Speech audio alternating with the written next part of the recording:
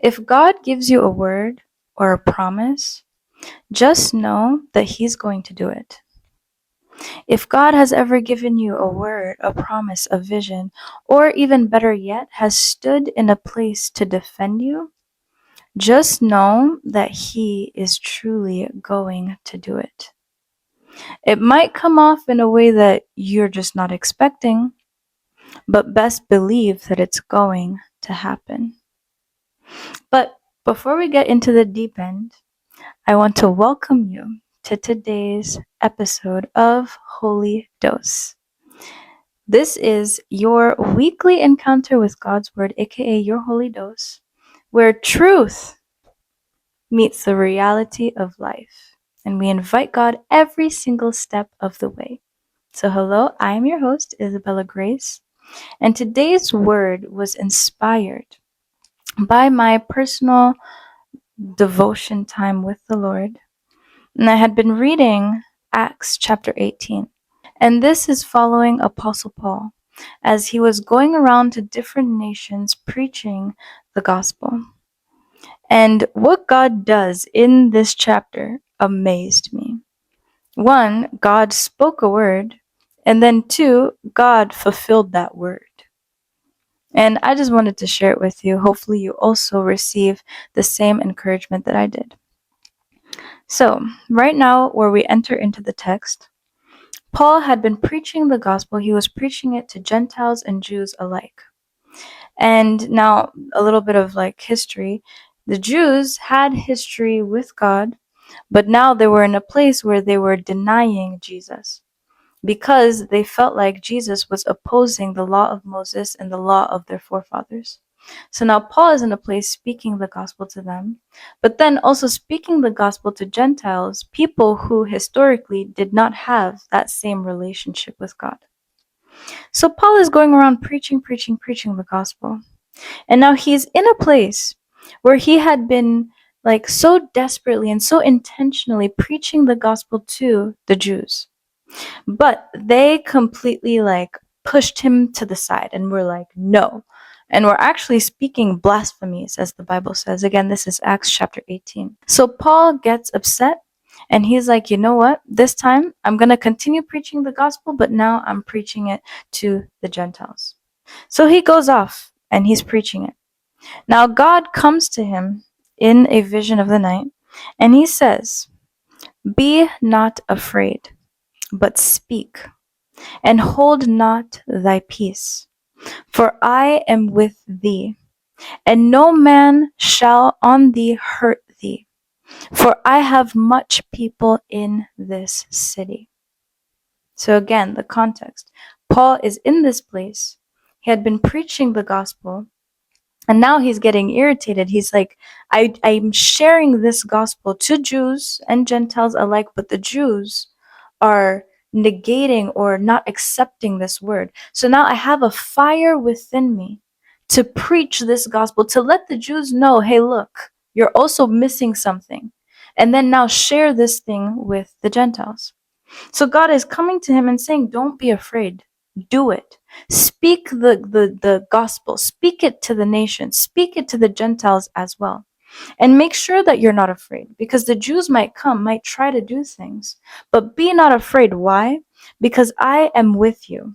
And no man shall set on thee to hurt you. And why? Because I have many people in this city, meaning I have people. I have this area, this region is protected. I know I have people in the midst. So you are free to go ahead and speak because I have already set up the background for you. But now this like it goes deeper, right? Because then you're like, okay, great. Now you're emboldened to go ahead and do, and you'd think that that means maybe God has like bodyguards for you, or He has like maybe people who are willing to listen, and that's why now it's safe for me to go, and that's why God is with me. But right after God speaks this thing, it says that Paul was in this place preaching the gospel for a year and 6 months. So now he's preaching the gospel, and the Jews now get upset again. And what they end up doing is going to the deputy, and his name is Gallio. And so now this is a Greek deputy. They go to this deputy and they tell him, look, this man has been preaching and been saying things that are against our laws. And basically, they were trying to seek judgment. Now, Gallio, sitting there, a Greek, mind you, he's a Greek, sits there and listens. And he says, and actually, before we even get there, Paul is about to basically try to defend himself.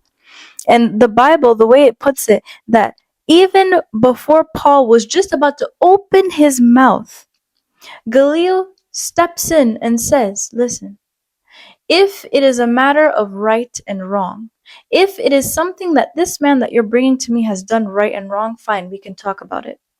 But if it is about your laws, words, and names, then I'm out of it. You guys deal with it on your own. The Jews turn around and they're like, huh? Matter of fact, what they do is that they get so upset that they turn on their own leader, the leader of the synagogue, and beat him up because they're that mad. And Gallio, even seeing that they're now having this internal conflict amongst themselves because of their law, he still, again, doesn't even say anything. He lets them continue their way. But as long as they're not wrongfully condemning Paul. And now this is an example, right, where God had spoken to Paul and said, don't be afraid. Go ahead and continue to preach. Go ahead and continue to pass my message onto the nations, from the Jews to the Gentiles. Whoever accepts, amazing, but continue. He then fortifies Paul in saying that I am also there defending you. I am with you. And I have many people in this city. So do not worry, because I am your defense. I am with you. But now in reading that, right, so one, that's the word that God has said. Two, we can see this word being now made manifest out of this situation, where the Jews were trying to condemn Paul. He's not condemned. He has a defense. Even before Paul speaks, Gallio is already defending. He's already out of the situation. So he has a defense, but it came in a very unexpected way. Gallio is a Greek.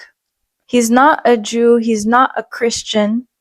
He's historically, his lineage is a Greek. So you would think to yourself, how can God's move come from, or is this the one that God is saying that I have many people in this city? Is this Greek the one that God, this Greek that is powerful, influential? Again, this is a deputy of a city, of a nation. Is this the one that God is saying? And through this individual, that be where God's hand is made manifest. In this situation, now I am going scot-free. Though they were trying to persecute me, they could not, because God had my back. I didn't even have to speak or say anything. God had my back. But it came from such an unconventional place. In such a place you wouldn't have necessarily realized or have known that that was where God was going to speak. But the truth of the matter is, God's word came into fulfillment. God had been backing Paul up. God said, do your thing.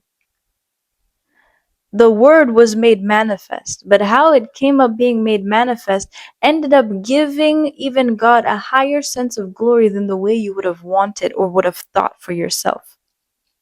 Maybe you would have thought maybe you would have thought that the Jews themselves would have been more open. Maybe God would have molded their hearts to be more open to receiving the word. Or a Jew in themselves would be the one, like a Jew or a Christian, would be the one to come and back up Paul. But God is going to show his glory and his might, his sovereignty as God. And now showing that I can use anybody. I can be anywhere. Anyone can be mine, including this Greek, including the Jew, including the Gentile. I can manifest myself and my word through anyone and anything. So that's where we have to go into a place where we're not limiting God in the way that we want his word to be made manifest through us. It can come from a little boy with just 2 loaves of bread and 1 fish, and it can come from the deputy of a nation who's not historically Jew, has no ties or relationship to Christianity. It can come from anybody, anywhere, in any place. But at the end of the day, one, God's word will be made manifest. If he's given you a promise, given you a vision, is defending you, he will do it. He will do it. But sometimes we have to be in a place where we can accept the way that God manifests how he will do it. Because at the end of the day, it's to glorify him. So again, to me, like I read this and I'm seeing Paul is about to speak up for himself. Like literally, if you open up the scripture and go to verse 14, it says, "And when Paul was now about to open his mouth, Gallio said unto the Jews," Paul was even about to defend himself. He wasn't in a place where he was primed to think that God would move in this way, in this capacity. But God was so ahead of him. God was so ahead of the picture, ahead of the game, that even before Paul spoke, God had already lined up the chips. Paul just didn't know it. Paul was focused on his part and his like, I guess you could say, like, burden in this partnership. What God said to him was, go ahead, don't hold your peace, just speak whatever it is that you feel to speak, because I am with you. So Paul was focused on his part. He was doing his part.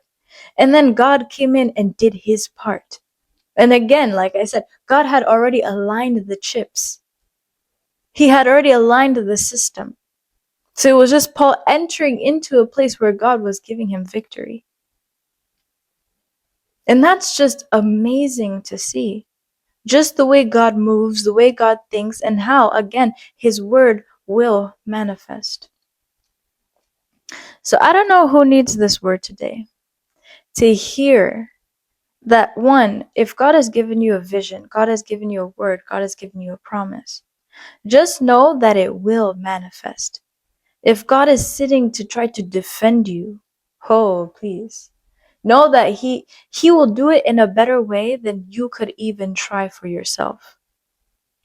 And when you're sitting in that place of partnership, right? Paul was out there doing what God had called him to do. God will be there defending you even before you can think to try to defend yourself. Open your mouth and God has already set things up. And honestly, in reading this, I feel God, like, especially I was reading it for myself, but even just for others, God wants us to walk in that kind of place where we are so strengthened by our understanding of him, by our belief in his word, that we're able to enter into situations like this and then receive victory like that. So to like break it down a little bit, God wants us to be so strong and so fortified in our relationship with him, knowing that it is God who has spoken this word, it is him who has said this thing, and because I am in relationship with him, I can be strengthened to allow him to manifest the victory how he sees fit. Again, it can come from this Greek that I would not have thought, I would not have considered it would have come from him, but it came from him in such a way that it shamed those who were opposing Paul to the degree that they even turned on themselves. Like, we could sit there and think to ourselves, I wanted to manifest in this kind of way. I wanted to be a Christian. I wanted to be whatever you might think, right? In the context of this story. But the way that God did it ended up being in a way that could meet so many different goals. One, defending Paul. Two, allowing even the Jews to see themselves that their I guess you could say, like, worldview or their actions will crumble upon themselves. It's like when you allow God to manifest himself, he is a mastermind strategist. He thinks of too many different ways, too many different things, and how he wants to move. So anyway, I'm just going on and on. But I really want to encourage someone, and hopefully this word is doing that for you, that you're encouraged to know and believe that if God has spoken something to you, one, it's going to happen. Two, be in a place where you're expectant for it to happen, but not in the way that you're just thinking. Allow God to surprise you. Let me put it like that. I don't mean that you need to just be walking scared and fearful. You don't know how God is going to do it. No, like be excited for him to surprise you. Cause this is a really, I bet Paul like sat there be like, whoa, I didn't even think that this court, that this, this, they were taking him to judgment, that it was gonna go like that. Like imagine the court official like sitting on the thing and being like, I'm not listening to you. Even you'd be like, wait, what? You're not listening to them? He was literally like, I'm not taking this case. I'm so sorry. I apologize. It's not for me. I'm out. Bye. Like that, like probably shook Paul, thinking like, wow, the God that I have with me, he does above and beyond, to be honest. And so take encouragement for that. Take encouragement for that. For whatever you're going through, whatever you're hoping, whatever you're expecting. Take encouragement for that. And be excited. Like, yeah, I want to baffle people until they turn upon themselves. Yes, those who are against me. But God is with you and he loves you. So I just want to say a word of prayer for anybody who is watching this right now. That Heavenly Father, I first of all just want to thank you so much for your word. I want to thank you so much for this time that you have set aside for us to study your word and receive your revelation. And Father, I thank you for empowering us today with your word. One, that we go understanding that when you say something, you completely desire and consider to fulfill it. But two, that we sit in a place of expectation, of awe, knowing and believing that you are a God of surprises, a God of the impossible, that you desire to manifest yourself in ways that are above and beyond. So, Father, that we are able to sit in a place to allow you to do so. So, Father, we thank you and we glorify you. May this word touch and truly transform anyone and everyone who is watching. And may your love go with us. Father, I thank you. I worship you. I love you. In Jesus' mighty name, we have prayed. Amen. God is so good. God is so good. Thank you so much for joining this episode today. I really do pray that it has blessed you. And if it has, please make sure you like, comment something sweet down below. I love to respond to your comments. And if this is your first time watching this podcast, welcome so much. I hope you enjoyed, and I'll post again on Monday. Post 3 times a week, Monday, Wednesday, and Friday. So stay tuned for the next one. God loves you, I love you, but he loves you even more. And know that you're highly blessed. Stay blessed.